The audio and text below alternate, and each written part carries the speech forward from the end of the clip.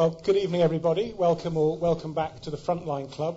We're very privileged this evening to have Sir Malcolm Rifkind with us.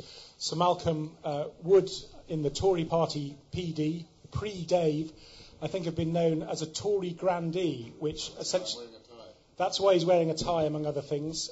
Essentially a Rolls-Royce politician in a House of Commons, which is increasingly Morris Minor. He has had a remarkable political career. I think your history as a front bencher goes back more than 30 years, am I right, to 1974? That was my resignation, I think, in 76. He is, of course, best known as a very distinguished Foreign Secretary in the John Major government. And from that vantage point of somebody who knows, because he's been there, he has more recently received publicity as somebody who has questioned the wisdom of the Iraq war, and we can ask him a little bit about that later. The format for this is very relaxed. We will deal with various topics in turn. I hope people will just leap in with questions. Put your hand up. The microphone will get to you.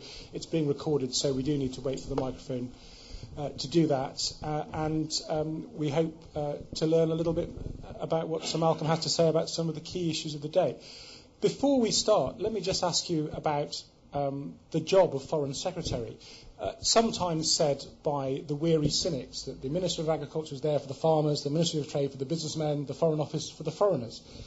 Is it the case that you have been, you and your officials, institutionally corrupted and will not bang the table for British interests because the people you've got to be nasty to are the same people you're going to meet for drinks later on? Is that a fair criticism of the Foreign Office, do you think? Yes or no? No, I mean, the Foreign Office, like any other department, believes it's serving British interests. There will always be a controversy about whether its policy is the right policy or the wrong policy. But inevitably, you have a choice when there's an international crisis. You either resolve it by diplomacy... Closer? That's it. Right. Sort of in between the person... Like so? Okay, that's fine. When you have an international crisis, you either resolve it by one of two means. I'm oversimplifying, obviously, but it's still true. By diplomacy or by war.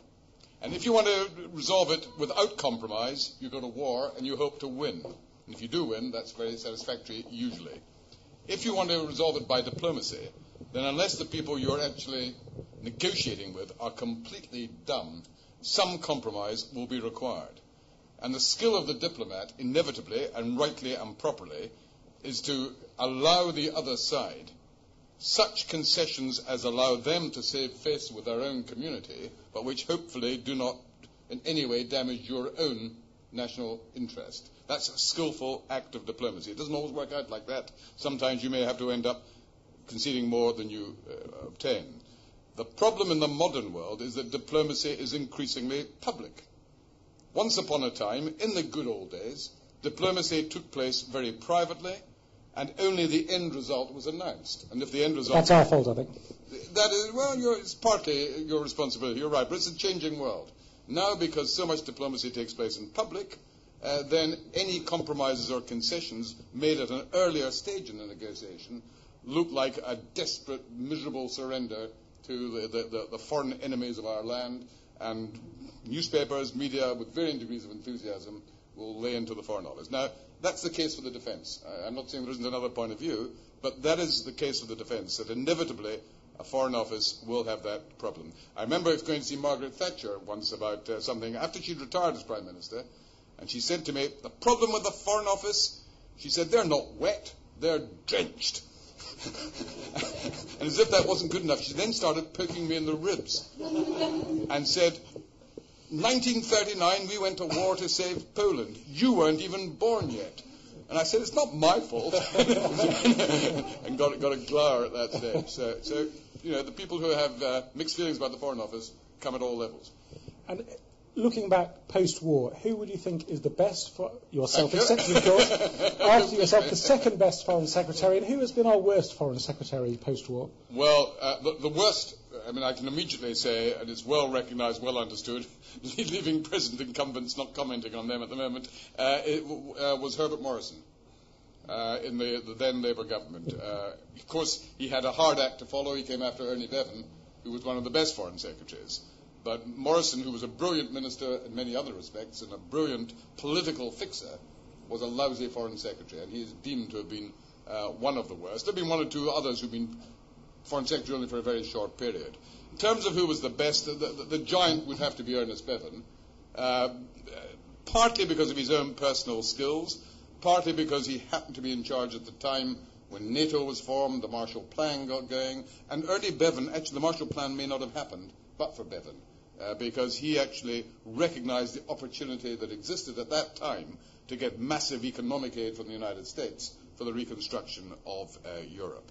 He also had a very, very good style, very good style of administration of the Foreign Office. There is one glorious story about one Friday evening, the red boxes arrived, this huge, massive red box arrived, full of papers, locked, and on the top of it, his private secretary had put a note saying, "The Secretary of State might like to consider these papers over the weekend." The box was returned unopened on the Monday morning, and on the note, Bevin had written, "A kindly thought, but erroneous."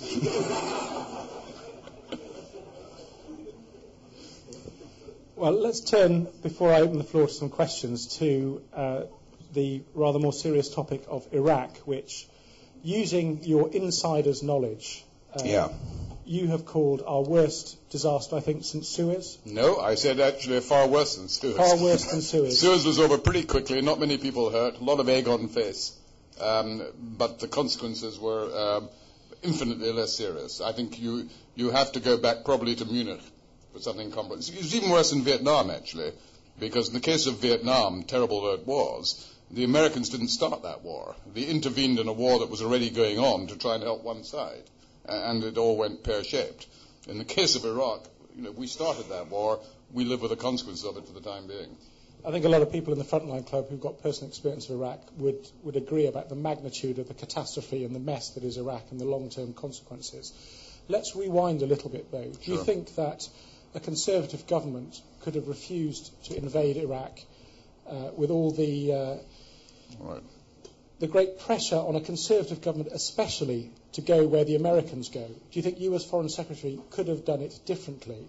And now that we have got into this awful position, how do we get out of it? Okay. Obviously, the starting point is I have to acknowledge my party actually supported the government in the decision to invade Iraq. Ian Duncan Smith, who was leader of the opposition at the time, was plus royaliste que le roi, very, very pro-Bush at that time, took the party with him at that time. So it was a minority of us who were hostile to that proposition. But let me try and deal with your general question. The Conservative Party obviously starts from a slightly different position than the Labour Party would traditionally start. We have always been a pro-American party. We've always wished to be close to the United States because that's where power exists and because we share many of the values of the United States. But what makes Blair so different from all his predecessors is it, and largely through inexperience, he came to the job having had no previous knowledge or involvement in foreign policy. All his predecessors, almost without exception, recognized that the support for the United States must not be unconditional. So Churchill clashed often with Roosevelt over Soviet policy post-war. Harold Wilson refused to send troops to Vietnam. Margaret Thatcher, you couldn't get much closer to Ronald Reagan than Thatcher. She was never called a poodle. She was vicious in her attacks on the Americans in public over Grenada when the Americans suddenly decided to invade a territory which had the Queen as its head of state, and they forgot to mention to us that they were going to do so. And she went on the BBC World Service, attacked the United States by name. And there was a marvelous piece in Reagan's memoirs when 2 days after Grenada, he was sitting in the Oval Office discussing the situation. He was told Mrs. Thatcher was on the line. Would he take a call? And he said, yes, of course. And he picked up the phone and she started shouting down the phone at him. And 10 seconds later, she was still shouting. Now, 10 seconds may not seem a long time, but those of us who've actually had that experience, it is a heck of a long time. And after 10 seconds, Reagan put his hand over the phone, turned to his colleagues and said, gee, isn't she marvelous? Now, I mean, there's a double story there. First of all, she didn't hesitate with her old chum to tear into him, but secondly, he didn't resent it. The Americans are grown up. They know that occasionally they do dumb things. So that is a critique of Blair. You said, would a Conservative government have done differently? I can never be certain about that. I don't know. But, you know, if you are going to make your support conditional, you say that at the beginning. You don't say it at the end. And all the evidence suggests that Blair, right from the very beginning, had so identified himself, and actually may have agreed with the Bush analysis. There's increasing evidence that Blair didn't just support a policy he didn't like in order to be close to Bush, that Blair shares the same sort of slightly evangelical, Manichaean view of the world, and that this was a golden opportunity post 9/11 to sort this horrid world out. The second half of your question was, where do we go from here? Somebody in Iraq made a rather good remark, which I thought was very relevant. He said, you know, the United States and the United Kingdom came into Iraq uninvited. They can't now leave Iraq uninvited. It's a good point. Whether we were for or against the war, we have to acknowledge that the place is a mess. We have to come to an honest judgment when and whether our presence or our departure will help or hinder. And it can't just be based on our convenience. And that's a factor. Our convenience is hugely important, but we also have to come to a judgment. And at this moment in time, the Iraqi government, which, to be fair, is a democratic elected government, although far from a perfect one, damn sight better than Saddam Hussein, is keen for us to continue there. So I think we're approaching the stage when the balance of the argument will point the other way. But we're not there yet. Well, as I left the BBC this evening, there were two bits of Iraq-related news. One, which you may have heard, is that Prince Harry is not now going to Iraq. It's deemed too dangerous for him, if not for anybody else. And the other, the rather enigmatic newsflash from number 10 Downing Street, which simply said, Blair to sleep at White House tonight. So I don't know whether that means he shares the toothpaste, but he's... Just a comment on the Prince Harry story, because there was a slightly snide implication in your comment about too dangerous for him, if not for anybody else. I think the... Withdraw any snide. I know, and I'm sure it was unconscious, maybe because that's the way it is. But no, I mean, in all seriousness, I think the dumb thing that was done in the Ministry of Defence is not to have anticipated it and reached this decision a year ago. The problem was because of the enormous publicity. There seems to be a heck of a lot of intelligence that points to him being targeted, insurgents having a lot of hard evidence as to the kind of patrols they do, and the kind of army manpower that would have had to have been deployed to protect him from being targeted in that way. It just became counterproductive. Now, they should have realized that in advance. The criticism is not the decision today, but that it wasn't reached a year ago. Yeah, you're quite right. As a defence correspondent, this is classic MOD. They have found the most humiliating and embarrassing way to reach the right decision in the end by way of the wrong decision. Shall we open the floor? Has anybody got anything to say about Iraq, Prince Harry, the Conservative Party? I'm sure there must be some contributions. Lady in the front. I think we're all totally agree that it was the right decision made too late. It should have been made a year ago. It was quite ridiculous to imagine he could ever have gone to Iraq safely for the whole of the United Kingdom. One of the things which I've been told by senior commanders, right at the top of the high command dealing with Iraq, is that they're not particularly worried about the Mahdi army, the Iraqi militants. They think these are a ragtag bunch who don't have the capabilities to act on their threats, for instance, to return Prince Harry to his grandmother minus his ears. This is bluster, it is empty.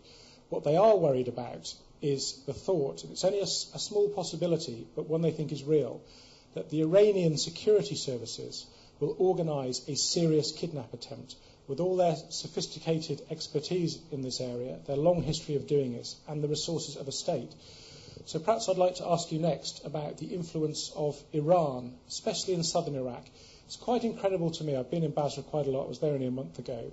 Army commanders believe that a majority of attacks on British soldiers, not just some, but a majority, are Iranian-inspired. Iranian-trained groups, the weaponry comes from Iran. Essentially, there is an undeclared war being waged on us. So what are the Iranians up to, if that's true? It must exercise some scepticism here. And how do we deal with it?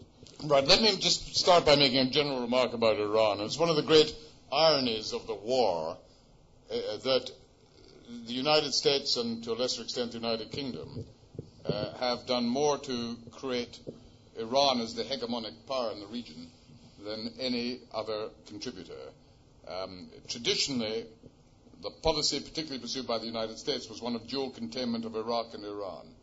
And Iran had two traditional enemies, Saddam Hussein on one side a secular Iraq, despot but secular, anti-Iranian, and the Taliban on the other side, who were very hostile to the Iranians, and that was reciprocated. Never did the Ayatollahs in Tehran dream that George W. Bush would dispose of both their traditional enemies without them having to lift a finger. And the consequence of the collapse of Iraq as a meaningful state has also removed a massive buffer to Iranian expansionism, as well as given the impetus to the development of Shia power, which has become the other major factor of the post-Iraq situation, the Shia-Sunni split, and the extent to which Iran is leading that. Now, to get to your specific question, there are two groups, I'm grossly oversimplifying it, but basically two kinds of insurgency in Iraq. There are the Al-Qaeda people, the jihadists from various countries around the region. Iran's got relatively little to do with that. Most of them enter Iraq through Damascus. And if there's pressure to be brought to try and stop that happening, it's the Syrian government, not the Iranian, who have most responsibility for allowing Damascus to be used as an entry point for the non-Iraqi terrorists, insurgents, and there are quite a lot of them, and they're pretty dangerous people. Iran has undoubtedly been involved in helping the Shia insurgency in Iraq, and it has some mixture of interests, and it's in danger of actually conflicting with its own interest. What it wants to do, obviously, is humiliate the United States, lead to a situation where America has failed in Iraq and has to leave as a failed attempt that has gone terribly wrong. That is all entirely logical and understandable. The danger for the Iranians, and I think some Iranians realize this, is they may succeed too much. That if Iraq, as is at least a possibility, collapses and ceases to exist as a single state, that is very dangerous for Iran. Not only do you get, first of all, you get an independent Kurdistan, and the Iranians have their own Kurdish minority, as well as having a very large Azeri minority, who are about 25% of the Iranian population. People think of Iran as a homogeneous country. It's not. It's 75% Persian, the other, or 70%, the other 30% are of other nationalities. So Iran has no interest in the disintegration of Iraq as a state. But there is also the problem that, and this is increasingly becoming a serious possibility, that if the Americans withdraw and Iraq looks like disintegrating into a Shia-dominated country, the Saudis, the Egyptians, and other Sunni countries have already said, either publicly or privately, that is unacceptable to them. So you then get what is at the moment an Iraqi civil war becoming a regional war, with the Saudis, Egyptians, and others increasingly openly supporting Sunni elements against Iranian-supported Shia elements. I do not believe that's what Iran wants, but it could easily be the consequence of the current policy they're pursuing. I think you're quite right. Somewhat ironically, the strategic interests of the United States and Iran are identical. They both need a Shia-led government to succeed and for Iraq not to fall apart. And yet, talking to British commanders and visiting Basra, there seems to be quite solid evidence of Iranian interference, as the British Army would have it. For instance, the Lynx helicopter shot down last year. The Board of Inquiry has just reported it was brought down with a surface-to-air missile, infrared-guided, extremely sophisticated kit, and really only available from the Iranians. In fact, it's of a type which the Iranians brought large amounts of. I think there's 2 points here. I think, first of all, the battle in the south, of course, is no longer between Shia and Sunnis. Sunnis have disappeared. They've fled. They were always a minority, but they're no longer even that in any real sense. So you have a battle amongst various Shia groups and parties, and the Iranians have their own clients and are no doubt helping. But there is another factor as well, and that is that if the Iranians,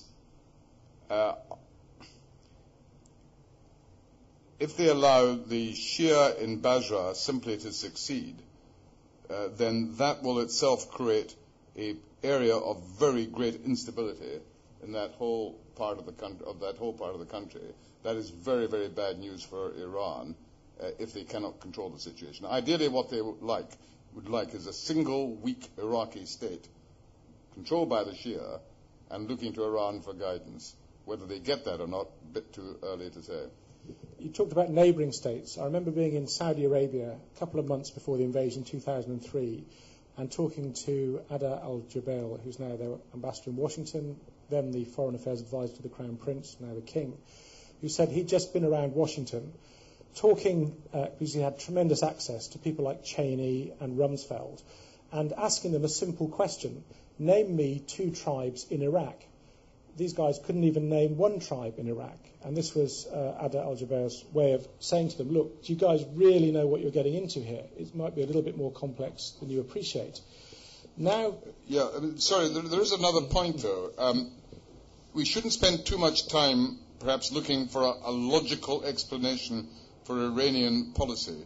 It is entirely possible that you have a confusion of policy. I mean, if you look at Russian policy in the Caucasus, you could argue that Russians are doing 2 mutually contradictory things at the same time.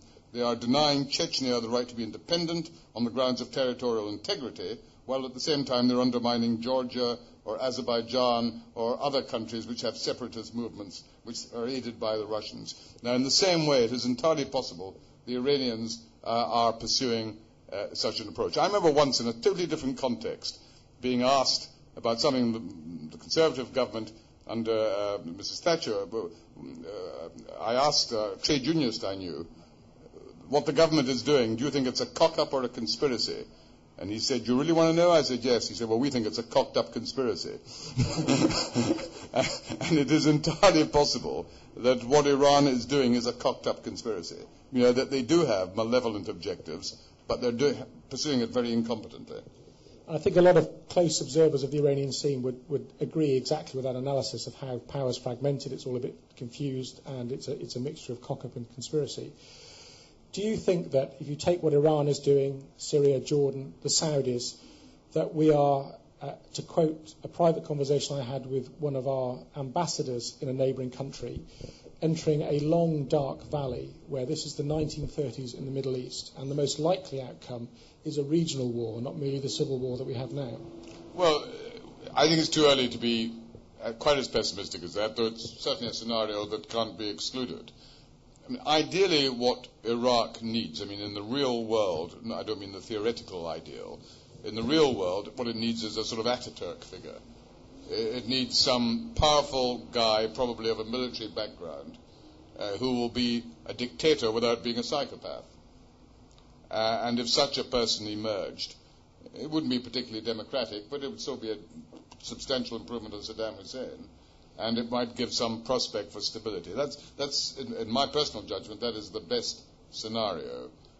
What we are more likely to see is a very messy situation where Iraq remains nominally a single state with a coalition government of Sunni, Shia and Kurd, but where actually nothing has been resolved, and that continues in a very vicious way. The other factor I think we shouldn't forget, and it's a pretty depressing thought, it's often reported that some 2 million Iraqis have actually fled Iraq since the war. And let's assume the figure is something round about that. They've mostly gone to Jordan and Syria. The number itself is a pretty big number. Actually, it's more serious than that, because the vast majority of those 2 million are the Iraqi middle classes. Anybody who can afford to leave is gone. And so what you've seen is a dramatic disappearance of a very high proportion of educated Iraqis who, simply to save their lives, have left. Now, not necessarily permanently, but they're not going to come back until the situation is much more stable. And that means that Iraq is having to try to struggle with economic and social rebuilding, reconstruction, having lost a very high proportion of the people most able to contribute to that very objective. These are, in their nature, pretty intractable problems. Lawrence of Arabia famously wrote to the Times, 1922, Iraq is a trap from which it will be difficult to escape with dignity and honour intact. He also said we're being lied to about Iraq. Maybe that sounded a bit familiar as well. I rather feel we're letting you off a little bit lightly. You are sitting on the opposition benches. It is your job to criticise the government, but you haven't told us how we would get out of this mess. If you're in the government now, what would your specific policy be? To stay in Basra, to get out of Basra, to help the Americans with their surge, tell them not to do the surge, to withdraw to big bases outside the city, to do the opposite of that? Nothing's worked so far. What would your specific approach be? Okay, I'd start by saying if I wanted to go to Baghdad, I wouldn't start from here, but having made that clear, broadly speaking, I don't have a difficulty with the government's current policy, which is essentially to say most of what we can do in Basra, as opposed to Iraq as a whole, is now complete. It's pretty difficult to see any sensible reason for retaining a major British military presence. There are political and psychological reasons why the withdrawal should be gradual. We must do our best to withdraw from provinces by province, handing over to the Iraqi authorities. But as we all know, it won't be the Iraqi central government, it'll be the local power brokers that actually inherit the power. That's as it is. I think there is also a good case for trying to retain in a non-combat role a coalition military presence in order to help with the training of Iraqi forces, to provide some additional psychological support, and also to be able to provide additional capability for specific operations that might be required. There are quite a number of tasks which both American and British, either special forces or special capabilities, could help with on, for example. But this is government policy, essentially. Yeah, what you're telling me. I don't have much, and it'd be wrong for me to suggest otherwise. I don't have much of a problem with how the government is handling it today. The problem, if I have one criticism today, it is that because they still maintain that the overall strategy was right, therefore they don't carry credibility when they now say how they're going to handle the current task. It would be much healthier to say, we cocked this up, this is a terrible situation, okay, we are now in the business of trying to minimize the consequences that flow from that. Although that would be a difficult thing to do, not an easy thing to do, it would at least enable them to carry, I think, more authority and credibility when they said how we get out of here. Well, we'll wait for that speech from Mr Blair. I think we might be seeing hell freezing over before we get an admission of that sort. But you might get it from Gordon Brown. Not in such he's positioning himself to break with the past? He won't say it was wrong, it was all a mistake. But the body language will be different, the rhetoric will be much softer. He will avoid giving the enthusiastic endorsement, which Blair no doubt still believes, because Blair's a complex personality. For Blair to live with what has happened, Blair's had to persuade himself that it was a necessary price to pay for the greater good. And the sort of guy Blair is, he probably believes that. Gentleman down there. You mentioned about we have created a hegemonic power in Iran. For the life of me, I can't understand. It should be hegemonic. In fact, we should encourage, like the Baker's proposal, you say, Iran and Syria. And what business our as a bad, reputation of imperial power, both Americans and British, should go into such 5,000 miles. I personally feel is that everything was done by Bush and Blair, like a poodle, you say, for the benefit of a couple of things. One is to weaken the Iraqis and the oil. Another is to strengthen the Israel, you see, because they thought, you see, this is what even the historian Avi Salam, you see, who is Israeli. And the question. Yeah. Now, but my question is, you see, that we are imperial powers, and you see, we should. And secondly, you mentioned about, you see, the question of Iran interfering. We are interfering largely in Iran as well as everywhere. We seem to put our dirty fingers, and of course, Paul Wood with Fallujah and media lens criticizing. Not important. I think if we reopen the debate over my coverage of Fallujah, we're here for a long time. Let's crystallise it into a question. Yes, and you mentioned about the. Yes, I'm asking a question. I'm putting my scenario, a point, and then I'm asking the question. You see, you mentioned about this is, I wouldn't regard Blair as a Labour or New Labour. He's a Tory. He's taken over the party. And of course, you have eunuchs in the Labour Party, barring few, who did not support him, you see. But he ran through with his 25. Let's get some response to those observations. Let me try and respond to the point you made about Iran. Some of what you said I agree with. I agree that, for example, it is entirely legitimate that Iran should see itself as a regional power. Iran is an important country. It has a strategic geographical position in the Gulf. It has a contribution it can make, if it wishes to the stability and progress of the region. And therefore, I would be very critical of the way in which the United States, since the revolution in '79, has completely boycotted Iran. Well, that's a separate issue, but there's obviously a lot of history here. And both the Americans and the Iranian government have both been very bad at not being seriously interested in trying to resolve their bilateral problems. What, however, makes Iran a threat not just to one country or another country, but to the region as a whole? Well, you're absolutely right. It has not invaded, but nevertheless, there's two factors that are relevant here. First of all, Iran is a pluralist country, so you have different centers of power. The president, as we all know, is a pretty dangerous man, a pretty wild element, threatening the very. Hold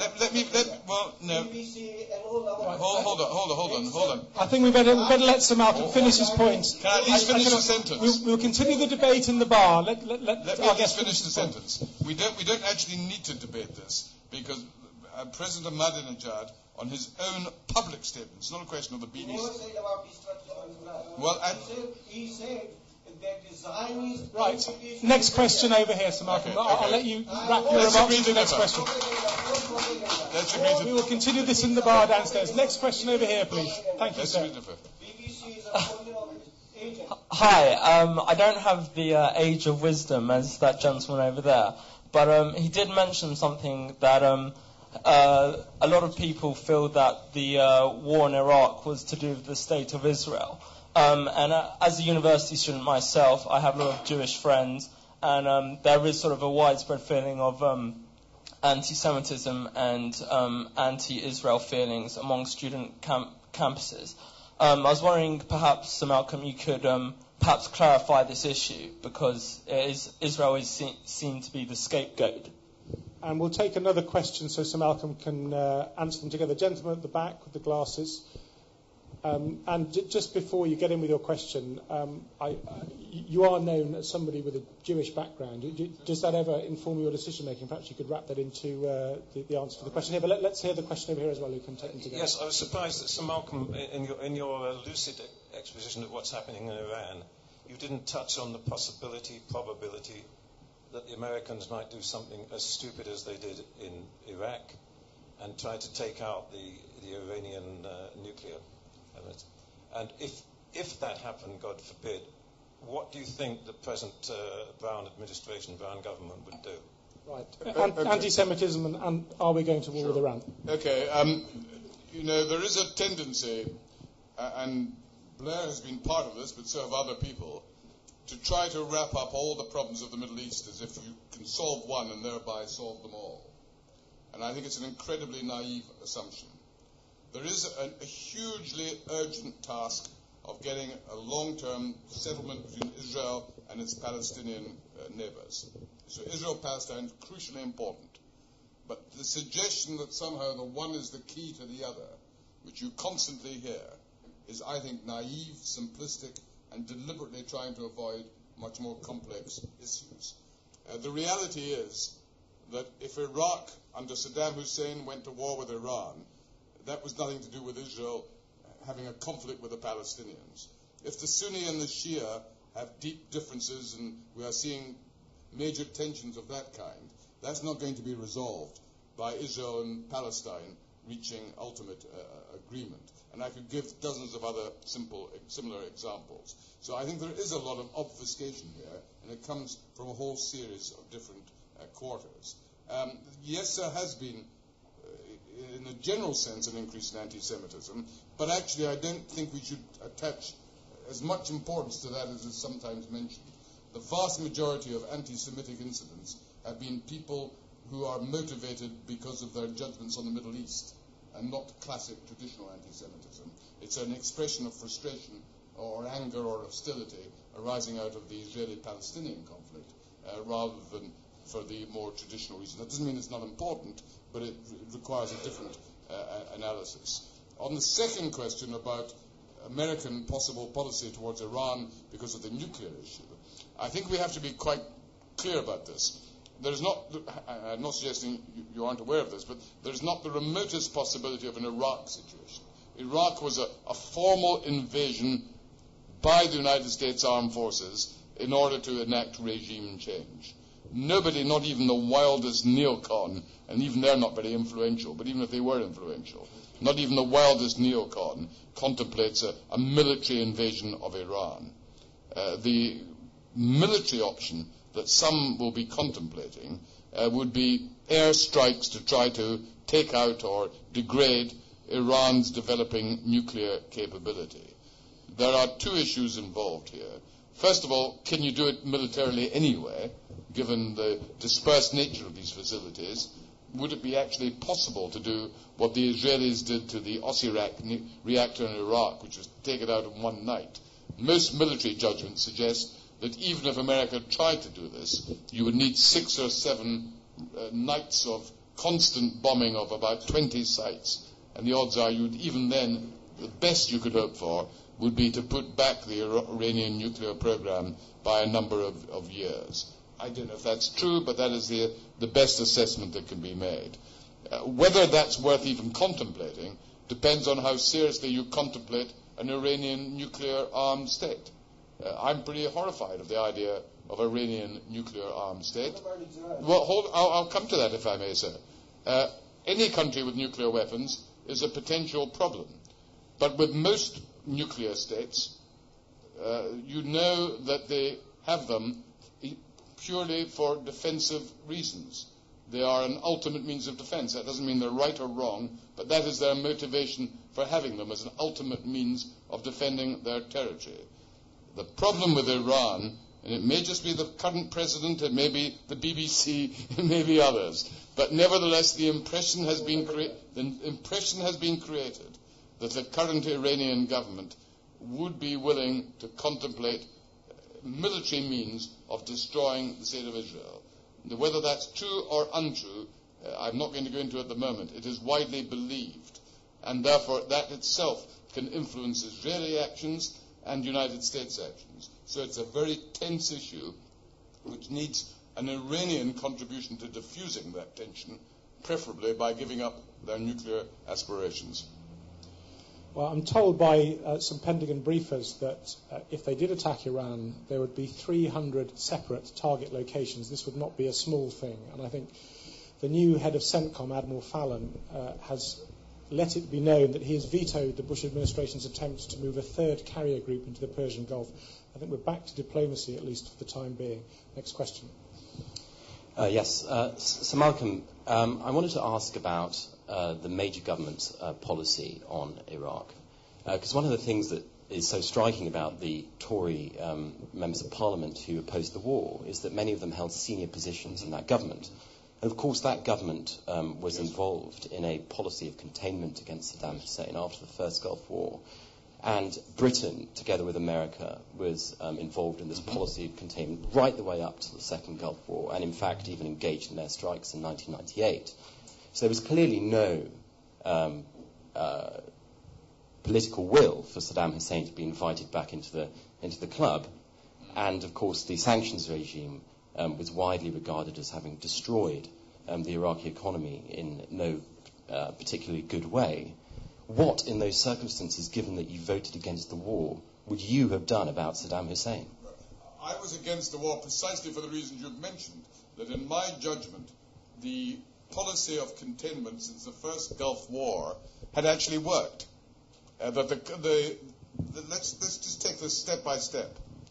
The effect of the first Gulf War had been to destroy, at that time, Iraq's military might and Saddam Hussein's capability of threatening his neighbors. The continuation of sanctions, plus the imposition of the no-fly zone, had effectively emasculated Iraq's military capability. And therefore, although Saddam Hussein remained an evil man who would have liked to do evil things, he no longer had the military capability of carrying out his desires. And that's not just my personal view. It is worth asking, why was it that the Saudis, the Syrians, the Turks, the Egyptians, all of whom supported the coalition against Iraq to liberate Kuwait, all refused to be part of the coalition to attack Iraq in 2003?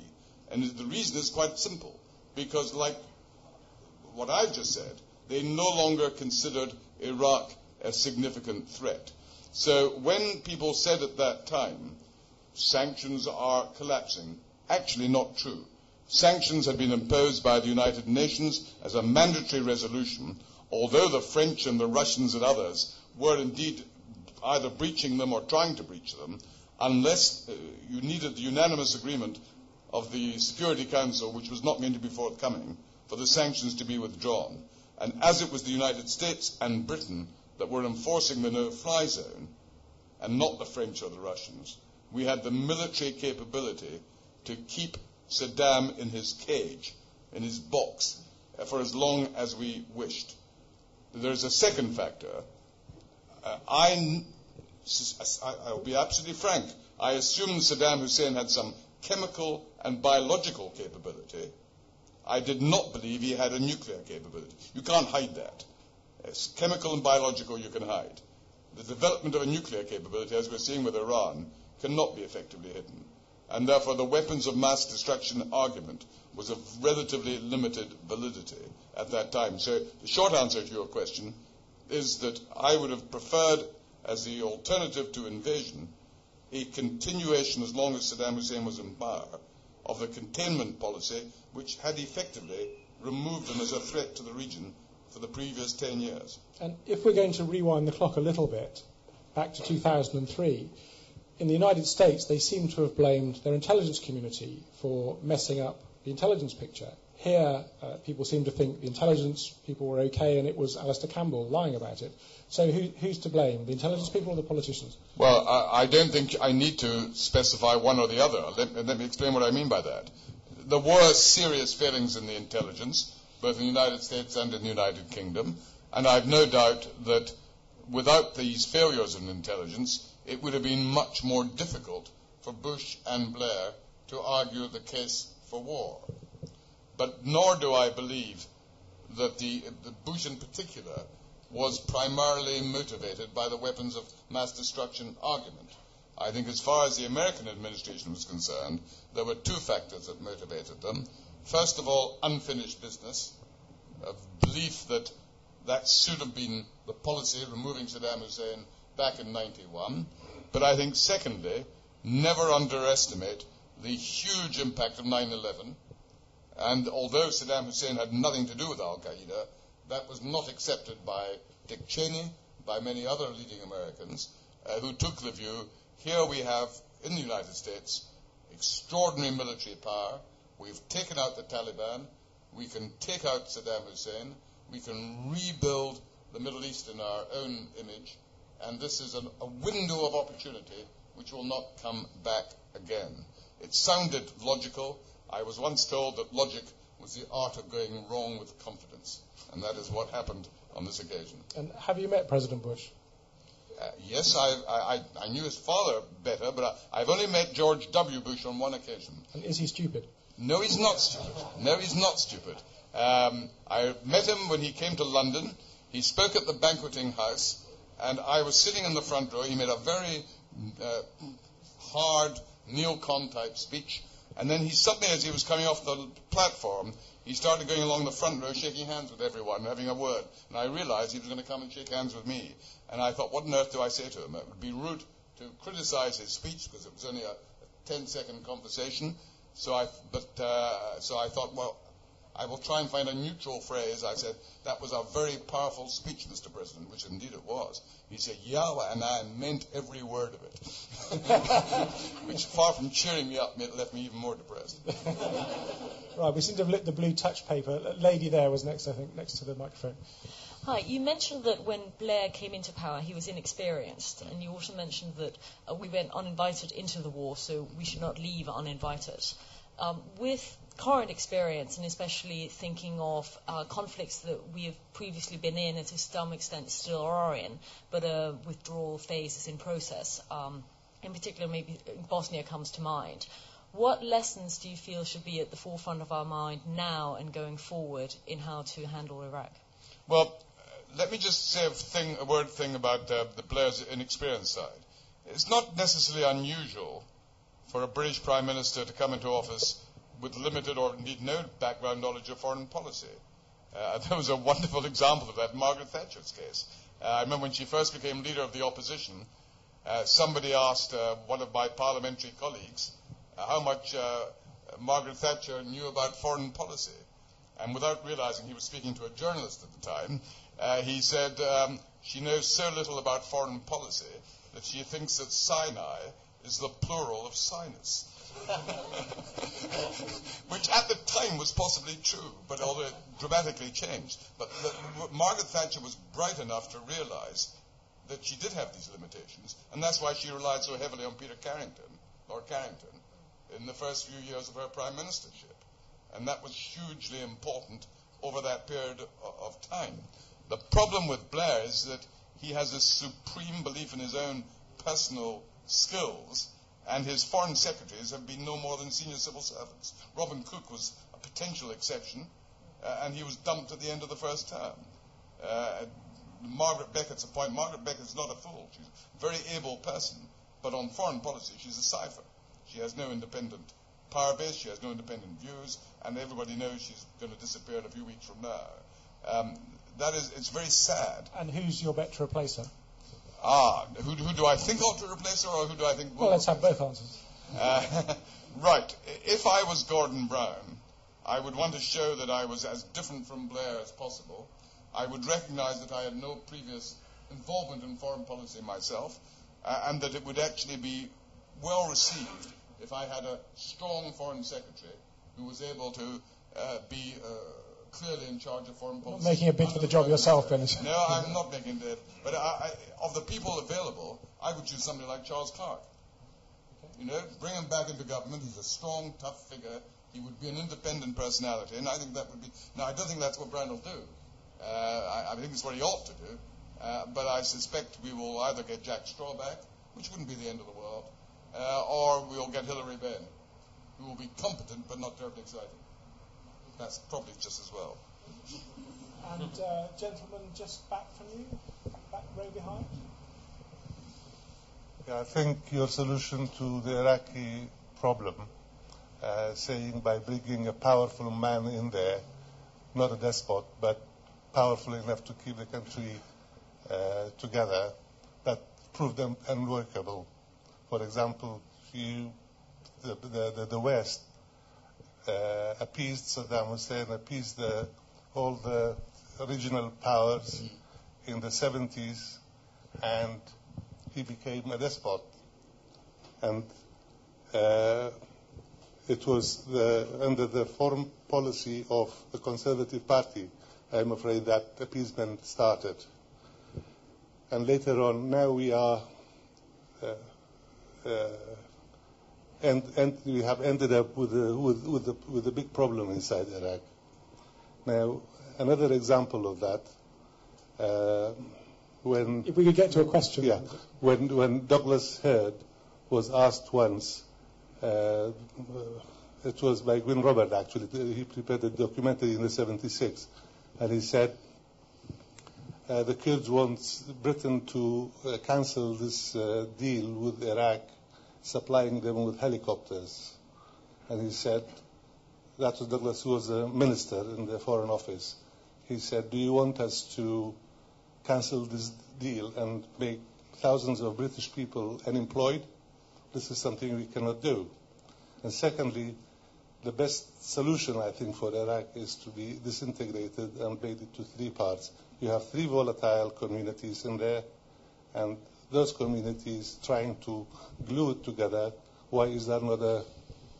Okay, let's take a few questions together. There were two questions. That's true. There's two questions right there. Okay, so partition of Iraq, and it's our fault for supporting Saddam. I will keep it brief, if I may. The first point was Britain, even more important, America, but you've asked about Britain, right to support Saddam Hussein in the earlier part of his position in power? In retrospect, the answer has to be no. At the time, it wasn't such a bad idea. It didn't seem such a bad idea because the main threat to the stability of the region appeared to be Iran. And it's rather like what happened during the Second World War when Churchill and Roosevelt supported Stalin. You know, my enemy's enemy is my friend. Hitler was the main enemy, and if an alliance with Russia was a way of defeating Hitler, it was justified for that reason. That was the thinking. It may, in retrospect, have not been such a clever idea, but it was done in good faith. On your second question, you suggested the solution, or the least bad solution, for Iraq is to allow it just to divide into three countries. It can't just divide. The problem is that 80% of Iraq's population lives in the cities. Iraq, Baghdad, Basra, so forth. Virtually all these cities have large Sunni-Shia divide. You would require such a massive amount of ethnic cleansing for the bulk of the population of the country. It would be like India and Pakistan in 1947-48, when hundreds of thousands of people died simply because of partition. In addition to that, you would open up a very serious question as to whether Turkey would find acceptable an independent Kurdish state and might militarily intervene to prevent it. And equally, from the other side, the Saudis and other Sunni countries could easily intervene to prevent a Shia-dominated central Iraq. There are massive oil and gas resources there.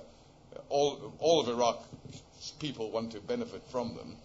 Dividing the country would make that not possible, and therefore would not be acceptable to those who were going to be deprived of that sort of access. So the idea of internal division as being an acceptable solution, it might happen by default.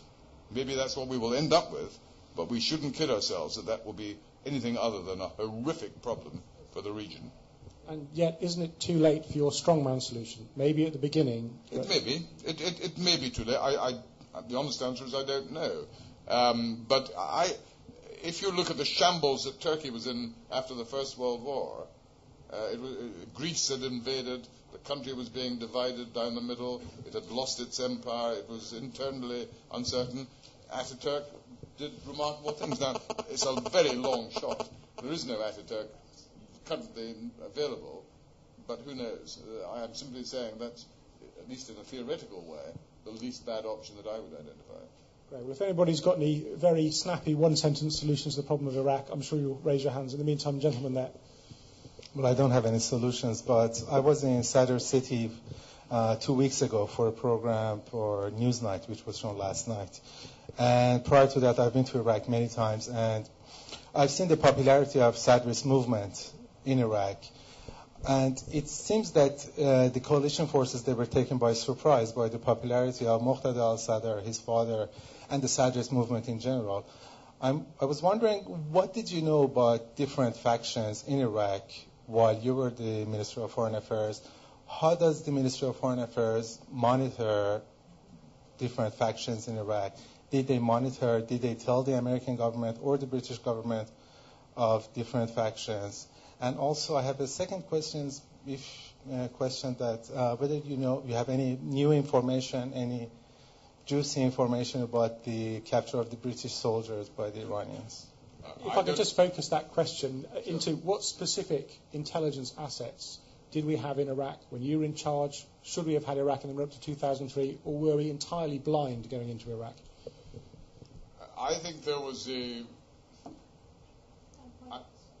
I'm sorry, yes. I think we knew quite a lot about Iraq, but I think apart from those who were, as it were, academic experts on the country, I think there were in retrospect, I think there were two mistakes made over the years.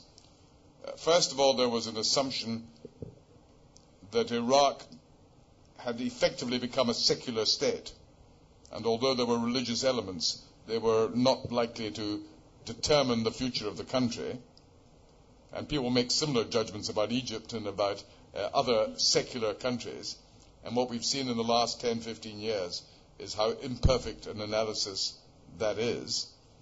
I think, secondly, there was an insufficient awareness that the traditional Sunni domination of Iraq, which had gone on for 70 years since the founding of the state, and in other forms had existed for hundreds of years before that, that somehow would disappear if Saddam Hussein disappeared.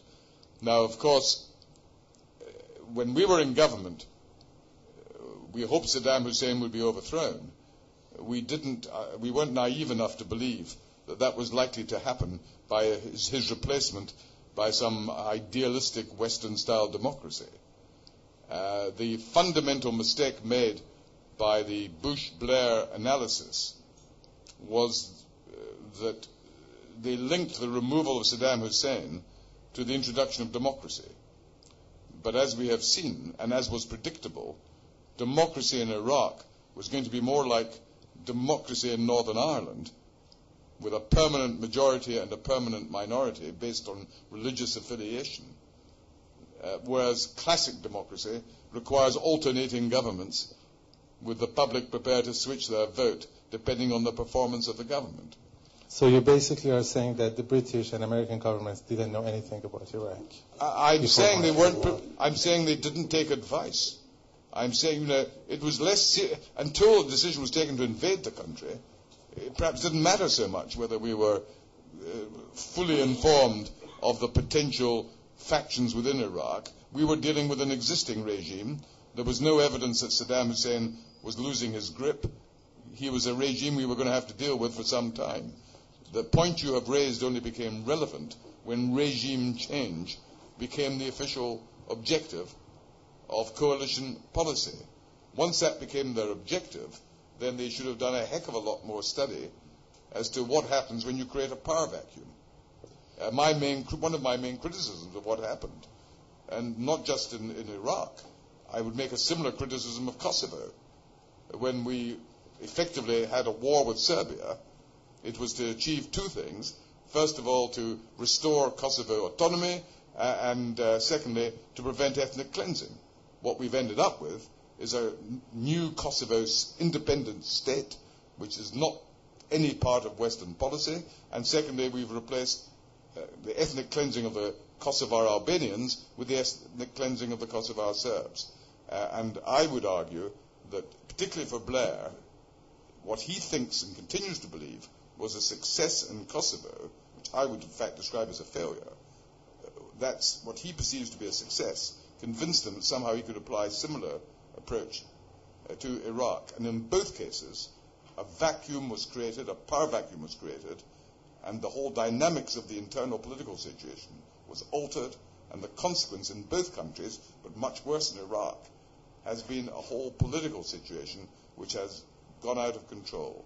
If the American and British governments, before they went to war to get rid of Saddam Hussein, had taken the advice of historians, of academics, of Iraqis who knew the country, they would have been, I hope, persuaded that they were opening up a Pandora's box which they would not be able to control. Now, I see several hands up, but I know from personal experience that if you spend too long thinking about Iraq, your head will explode. So I don't want to cause anybody any problems later on. Let me take it away from these very important geostrategic questions and bring it right down to the parochial of British politics. You said earlier on how vitally important it was to have a Prime Minister who can stand up for British interests when it comes to the Americans. Do you think David Cameron, who is obviously a very nice guy, that's his electoral appeal, is too nice to do this, or does he have the backbone to stand up for British interests when that is required? Well, niceness is not in itself a sin. I think Mr. Gromyko once said about Mr. Gorbachev, Mr. Gorbachev is a very nice man, but look at his teeth. And I think we need to wait and see. I mean, I don't pretend that Cameron at this stage in his career can be described as somebody who has one set of skills or another. It's early days. It's a learning curve. But I remember the same being said about Margaret Thatcher. And indeed, the same about Tony Blair. He was first described as Bambi, if you remember. The inference being he was great on rhetoric, but no, he wasn't tough. Now, even as a severe critic of Blair, I don't question his toughness. I don't question his strength of purpose and his courage. He has these qualities. In Blair's case, it's been his analysis and his competence that I've found to be very, very much faulty. What do I think of David Cameron? I can only say that I believe that over the last year, since he took over the leadership of the party I belong to, he's given it very inspired and very impressive leadership. He has been able to understand many of primarily the domestic issues that are relevant to the British public, and is, I think, impressed. But even on foreign policy, he's only made one or two speeches on foreign policy. I was going to ask about exactly that. He has literally made one or two speeches, the first one of which bore the imprint of advisors like Michael Gove. It was authentic, hardline, neocon, let's go out and kick ass in the world, support the Americans. It now seems to be a little more subtle. How would you distill his foreign policy, and what ought it to be? Ought we still to be in the business of humanitarian intervention, going around saving people from themselves? No.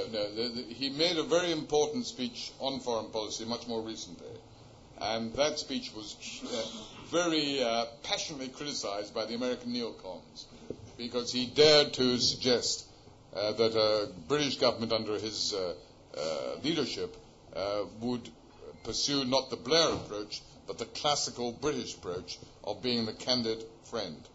That normally it would support American policy, but that if we judged the Americans who are doing something unwise, we would not hesitate to tell them that. It wasn't in itself a profound statement, but against the background of the Blair Prime Ministership, it was interpreted by the Rumsfelds and the Cheneys and by their friends in Washington as a hostile speech. And that's what cheered me up. Okay. Only because Vaughan owns the place, I think you want a question. Not that we're biased up here on the podium. No, I was just wanted to follow on something you'd earlier said in terms of Bosnia. How do you look upon Bosnia in light of your criticisms? Because your government was widely criticised, perhaps for prolonging the war and perhaps treating everybody as equal in some way, when one might argue that statistics would indicate that the Muslims were the primary victims of that conflict. Well, I've reflected long and hard on the Bosnian situation, because I was both Defence Secretary and then Foreign Secretary during that period of time. I think there was one area where we made a serious, not just Britain, but the European countries and the United Nations as a whole, made a serious error. The area where I think we made a serious error was insisting on the continuation of the arms embargo for all the combatants. The United Nations had imposed, as it normally does in these situations, an embargo against supplying arms to all sides. But the practical consequence of that was far more damaging to the Bosnian government than to the Serbs, because the Serbs inherited most of the old Yugoslav armory. So I think that was a mistake. But on the more fundamental question, I still strongly believe that the approach that was pursued, and which indeed was widely supported, both in the House of Commons, on both sides of the House at that time, and by most of the media, not all, but most of the media at that time, and by almost every European country, was don't take sides in what is essentially a civil war. Now, that didn't mean you just washed your hands of it. Douglas Hurd and John Major, and I was supporting them at the time, against the instincts of most of the cabinet, insisted that we could not ignore the humanitarian dimension, and that should involve us in sending large numbers of British troops, along with troops from other European countries, which did indeed save many hundreds of thousands of lives. Our critics argue that we should have supported those in the United States who wanted to use military means to bring that conflict to an end. I make two fundamental criticisms of that approach. Firstly, the United States wanted to use air power, and air power alone. It refused to send a single person on the ground in Bosnia until Dayton. And we took the view, you cannot simultaneously be providing a United Nations humanitarian force on the ground while you're bombing from the air. You know, it's manifestly absurd. And if the Bosnian government at any time had preferred the American approach, they could have asked the United Nations to leave. And once we had left, if the Americans wanted to bomb the Serbs, nobody could have stopped them. So that is my first criticism. The Americans, if they wanted to use a military option, it had to involve ground forces. And indeed, we know in the case of Kosovo, it was only the threat of ground forces that eventually made Milosevic concede. The second fundamental criticism I have is that once you involve yourself in what is effectively a civil war, you change the dynamics of that situation. And although the Serbs undoubtedly were the worst guilty party in that conflict, the sad truth is that when it comes to ethnic cleansing and atrocities, the Croats were almost as bad, particularly Tudjman in Zagreb, and even the Bosnian Muslim government had war crime problems of a significant kind as well. So it wasn't a question of black and white and good and bad. These were three groups of an existing state who were trying to carve out the future once Yugoslavia disintegrated. Just one tiny short anecdote, highly relevant. I remember once going to Sarajevo during that conflict, and I was told that in a town about 30 miles from Sarajevo, the previous week, the Bosnian Croats had lent to the Bosnian Serbs some tanks in order to beat up the Bosnian Muslims. Having done so, the Bosnian Serbs then handed back the tanks to the Bosnian Croats, who used them to attack the Bosnian Serbs. You know, it was that kind of conflict. That's the Balkans, and a lot of people in the Frontline Club have got experience. I mean, just to play devil's advocate briefly, wasn't the humanitarian policy essentially the absence of a policy done under public pressure? And it was only when the Americans intervened to back one side to win that the whole mess was brought to a close. We'd still be there. Well, but they hadn't. It's a legitimate point of view to have, but I don't agree with it. I don't agree with it for this reason. First of all, the humanitarian policy was one which actually was pushed through the British cabinet and through Parliament against very considerable opposition. I remember at the time we were constantly being attacked both by our own backbenchers and by elements in the Labour Party as well for mission creep. That you may say it's humanitarian, you are dragging Britain into a war which you will bitterly regret. And there was some element of justification in that concern. So far from it being simply face-saving, it was a genuine attempt to make a contribution to reduce the suffering and to help resolve the situation. The reason why Dayton was a success, and I pay tribute to those who were involved in that, is by that time all sides were exhausted. That happens in all wars. You reach the stage where each of the combatants realized they could not get all that they wanted. They wanted a way out of the conflict.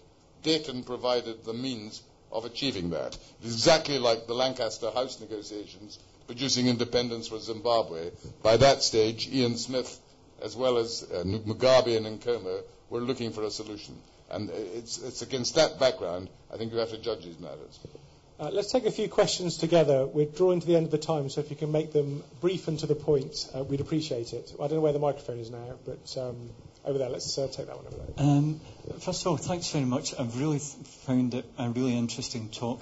I hope the question I'm going to ask isn't an unfair one, but because of the connection between foreign policy and UK policy, I was wondering if you had any thoughts about how the Islamic radicalisation in the UK can be developed, addressed better than it is today, or would you have any thoughts around that area, that generally speaking? Okay, let's just take I know it's a massively complex subject. Let's take another couple of questions from over here, and Sir Malcolm can answer them together. Sir Malcolm, we've heard your views on Bosnia and Kosovo and Iraq. I wonder if I can abstract this discussion slightly and ask whether there are any circumstances in which you would accept the concept of humanitarian intervention. And particularly, I have in mind liberation from tyranny. Okay, and this gentleman here, and then we'll get the answers.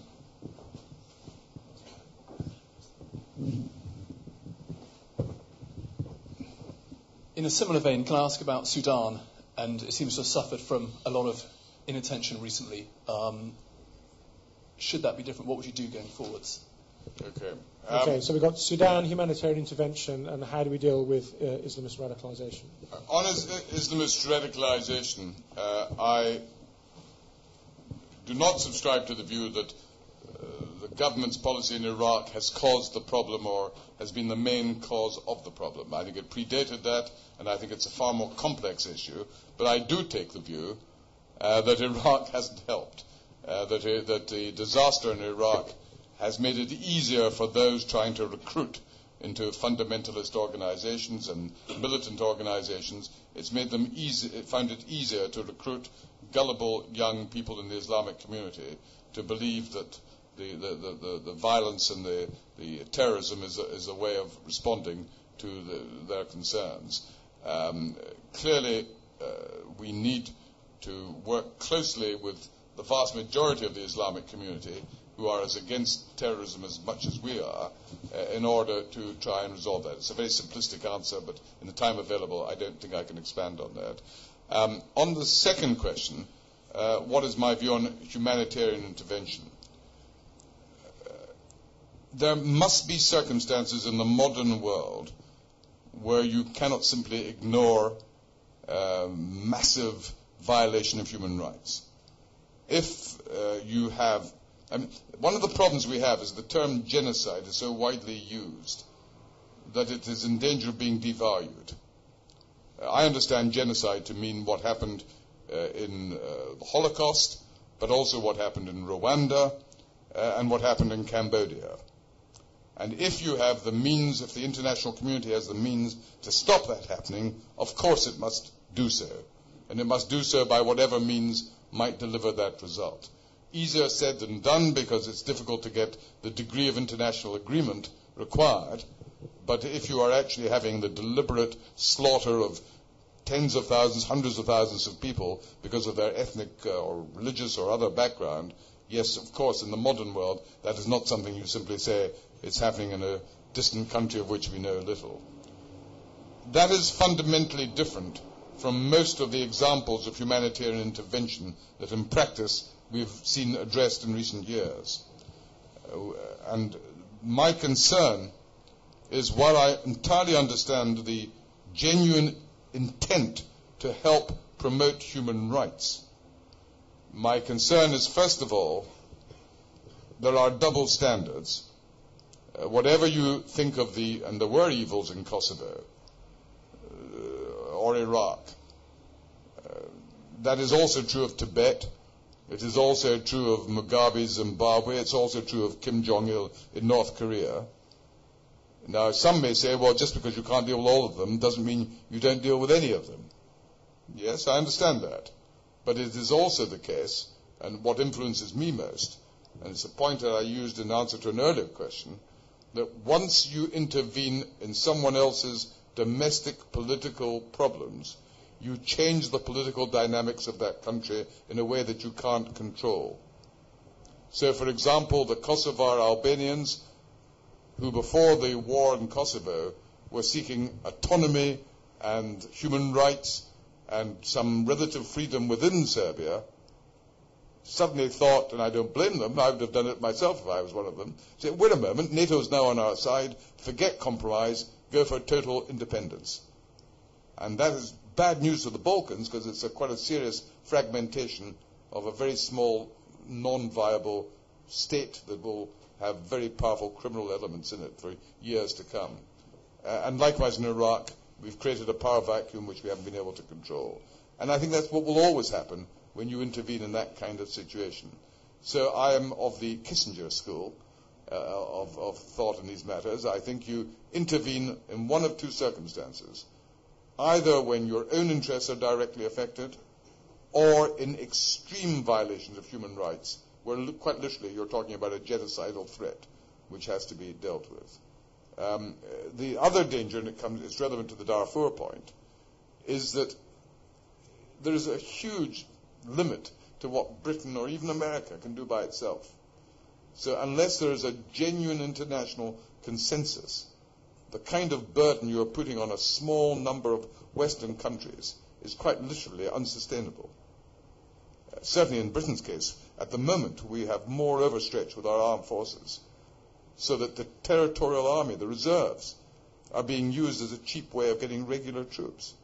And if that's true of Britain, which is actually the second most powerful military country in the world when it comes to overseas deployments, if that's true of Britain and also of France, then you're left with the United States. And that itself is not a serious option for matters of this kind. So the practical problem is, it's not a political issue, it's a practical issue of international support to act in a way that would be meaningful. So I think we just have to use a lot of other methods of pressure. We have to use economic means, we have to use diplomatic means, we have to use the media to publicize these concerns, and sometimes we have to use a military option. But, I think if we've learned anything in the last 10 years, it is that the military option by itself does not solve the problem. Let me bring the discussion back to your own experience as Foreign Secretary. First one, I guess you won't have any problem with. What do you think was your greatest triumph in this great office of state? What do you think was your worst single mistake? And what was your greatest pleasure in conducting that office? Was it the chauffeur-driven car, the red boxes, the ability to ring up the White House for a quiet chat? What gave you the most pleasure in that job?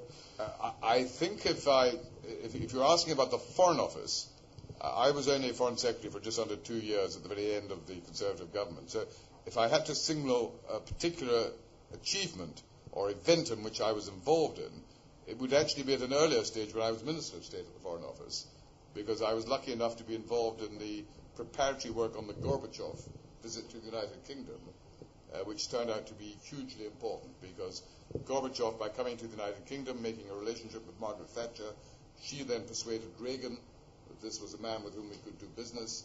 That led to dramatic developments, which ultimately led to the end of the Cold War and the peaceful transformation of Central and Eastern Europe from communist dictatorship to democratic government. So having been involved in that process in quite a significant way as Minister of State, dealing with our links with the Soviet Union, that is something I would specifically point to.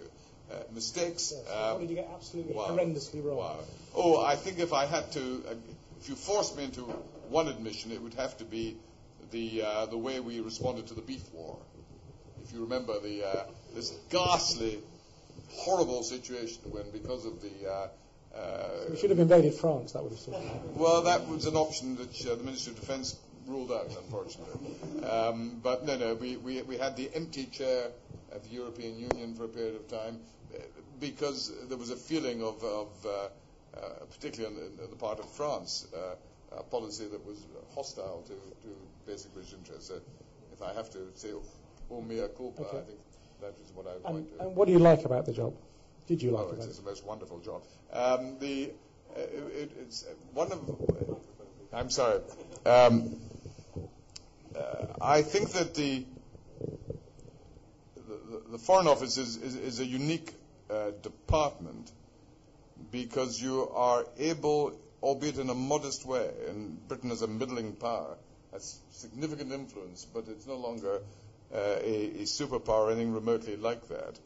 But you are able, by working in close cooperation with other colleagues, to actually see meaningful changes in the world. And I was fortunate enough to be involved in the period after the collapse of the Soviet Union and the communist system, when we were rebuilding a Europe of democratic countries. And when you see countries like Poland and Czech Republic and Hungary in the European Union, my first meeting with the Poles was when I went as a Minister of State to Poland, and I had an illegal meeting with Solidarity.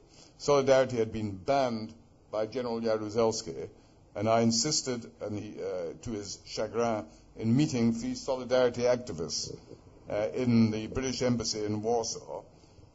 And there were 3 Poles I had never even heard of before.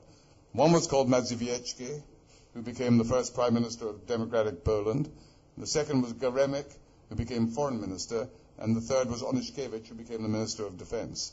And when I met them, they were 3 unknown guys in a banned organization, and within 5 or 6 years, they were in part of a democratic country in the heart of Europe. So, to have that kind of privilege through the Foreign Office of helping that process is something very fortunate. I'm going to exercise Chairman's prerogative, and one last question, and briefly if you can. What's your prediction for where British troops will be next committed abroad? I don't think we can. I don't think we can sustain the kind of commitment we have at the moment. Frederick the Great, I often quote Frederick the Great. I'm not normally an admirer of Frederick the Great, but he said that diplomacy without arms is like music without instruments. And that's true. But if you want to pursue that line, you have to be able to have armed forces which are manned and provided for in a way that coincides with your foreign policy aspirations. So I think we're going to have to contract in the short to medium term unless British public opinion is willing to fund our armed forces to the extent that the current government's aspirations will require to pursue a coherent foreign policy. At the end of the day, the armed forces are not an independent organization. They are the handmaiden of your foreign policy. Decide your foreign policy, decide if you're prepared to pay for it, and then create armed forces that can meet that requirement. Well, spoken as a former Defence Secretary as well as a distinguished former Foreign Secretary. I know there are one or two people still with questions. I'll be topping up Sir Malcolm's red wine in the bar. I'm sure you can approach him and have a chat after that. It has been an enormous privilege to listen to you for an hour with what was really a magisterial survey of the very complex world we live in. I will treasure the description of Iraq as a cocked-up conspiracy. I'll be using that on the Today programme myself with attribution. Sir Malcolm Rifkind, thank you very much.